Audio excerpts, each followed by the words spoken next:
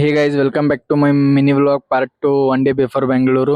ಇವತ್ತು ನಮ್ಮ ಮಾಮ ಮೆಡಿಕಲ್ ಬಂದಿವಿ, ಯಾಕಂದ್ರೆ ನಮ್ಮ ದೋಸ್ತು ಟ್ರೀಟ್ಮೆಂಟ್ ಕೊಡಿಸ್ಬೇಕಂತ ನಾವು ಬಂದಿವಿ. ಅವ ಟ್ರೀಟ್ಮೆಂಟ್ ತೊಗೊಳಕ್ ಬಂದಿಲ್ಲ, ಹೀರೋ ಎಂಟ್ರಿ ಕೊಡ್ಲಕ್ ಬಂದಾನ. ನೋಡ್ಬೇಕಂತಂದ್ರು ವೇಟ್ ಮಾಡ್ರಿ. ಏನಿದ್ದಿದೆ ಹೇಳಿ ಬರ್ತೀನಿ.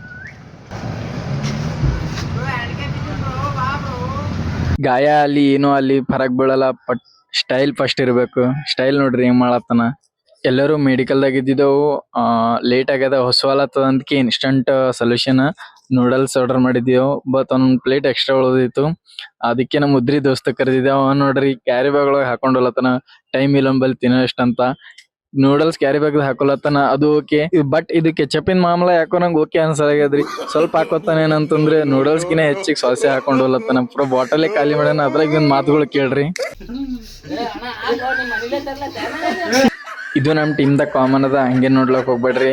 ಅವ್ ಹೋತಾನ ಈಗ, ಅವ್ ಹೋಲಿ ನಾವ್ನು ಎಂಡ್ ಮಾಡಮಿ. ಯಾಕಂದ್ರೆ ಲಾಂಗ್ ಅಲ್ಲತ್ತ, ಅದಕ್ಕೆ ಪಾರ್ಟ್ ಮಾಡಿ ನೆಕ್ಸ್ಟ್ ಪಾರ್ಟ್ ಲೈಕ್ ವೇಟ್ ಮಾಡ್ರಿ, ಇನ್ನ ಕಾಮಿಡಿ ಅದ. Okay, stay tuned. Bye by.